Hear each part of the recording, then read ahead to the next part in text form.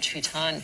Well, when it comes to saying I do, new research shows that more than 1 in 10 Aussies are saying I don't to shared finances. Many now believe that what's mine is ours approach isn't as beneficial as it once was. So what is the best way to grow your money while becoming rich as a couple? For more, money coach Max Phelps joins us live in the studio. Good morning. Let's start with joint bank accounts, yes or no? Good morning. Well, firstly, it's something you have to have a grown-up conversation about. You can't just decide one thing and not. But me, I'm a big fan of having multiple bank accounts, and therefore, depending on your different purposes and different goals. So, for example, if you've got bills or holiday savings or saving for a house, it might make sense to put those ones together, especially if the one who's better with money looks after them. But for things like personal spending, I like to have a weekly account, one each, and then also a fun account. And a fun account could be joint or it could be one each, depending on the couple. Like that fun bucket, we've heard it being phrased as well. What about tax benefits compared to being married and a de facto relationship? Are there differences? Hardly any in Australia. Right. In other countries, they have shared tax allowances. You can allocate assets between the two of you. But in Australia, all you can really do is move the savings into whoever is the lowest income earner, so they pay less tax on their interest.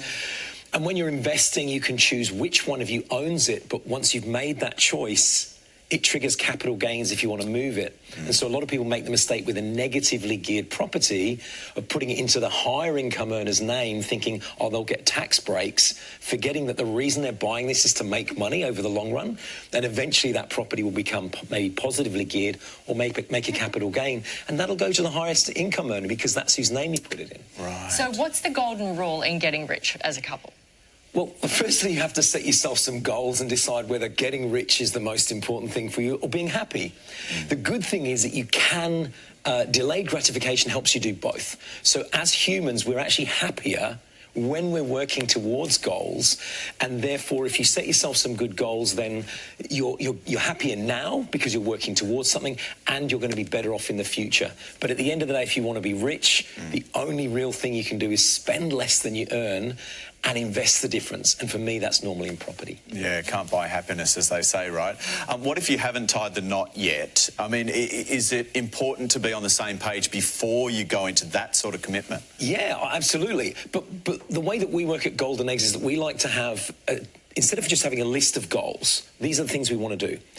Break it down into short-term, medium-term and long-term. And also look at things like kids and family, about your home, where you want to live, your investments, your careers, your holidays and other big things. And if you break it down that way, it's much easier to have a conversation about, but is this something we do this year or in a few years' time, than it is to argue about, are we doing this at all, or is it a priority for this year? It's much easier to do that. And then once you've got that, hopefully the one that's better with money and more organised holds the two of you accountable. You have to remember, we're different people. Yeah, you just need one of those who's good with money. Thank you, Max.